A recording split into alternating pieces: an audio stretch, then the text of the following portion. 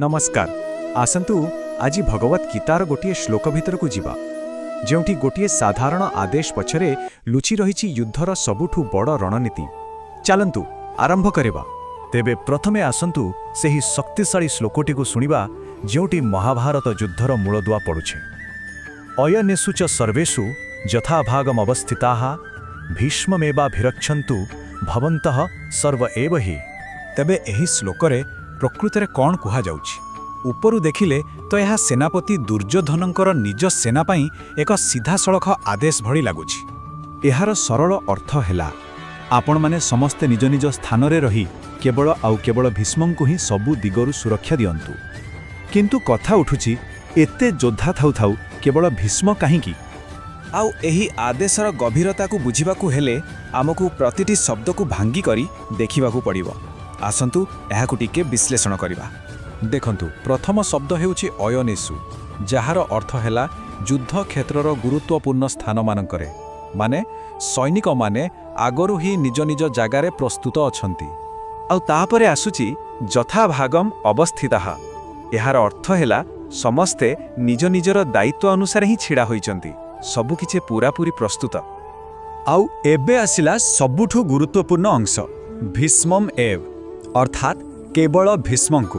Eighty ही पूरा game बदली जाउछि। एही गोटिए शब्द समग्र रणनीति को गोटिए जागारे केंद्रित करुछि। शेषरे जेउ क्रियापद अछि अभिरक्षन्तु, एइटा केवल रक्षा कर नुहे। एहार अर्थ हेला सबु दिगरु संपूर्ण भावे रक्षा कर।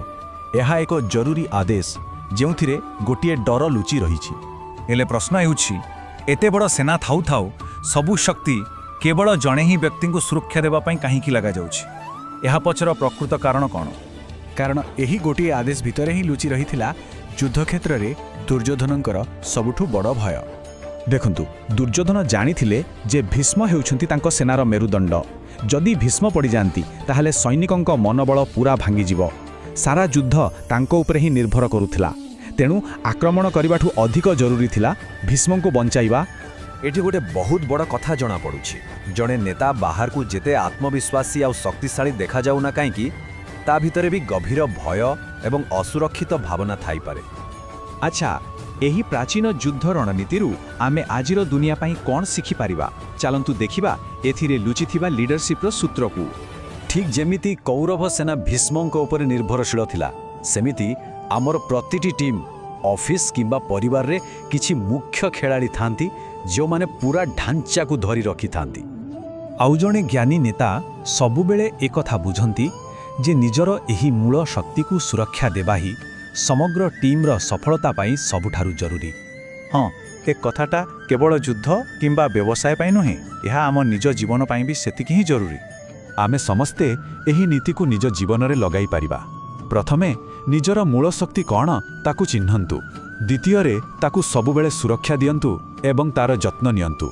आउ मने रखंतु जे आपणकर बाकी सबु किछि सेही गोटिए शक्ति उपरे ही छिड़ा होइछि। तेणु जीवनर सबुठु बड़ शिक्षा हेला निजर शक्ति को जानतु आउ ताकू सबु बेले सुरक्षा दियंतु, कारण गोटिए छोटो भूल पूरा सिस्टम को भांगी देई पारे। आशा करूछु आजिर एही आलोचना आपणको निश्चय भल लागिथिबो। एमिति आहुरी गभीर कथा जानिबाकू चाहुथिले आम सहित जोड़ी होई रुहंतु।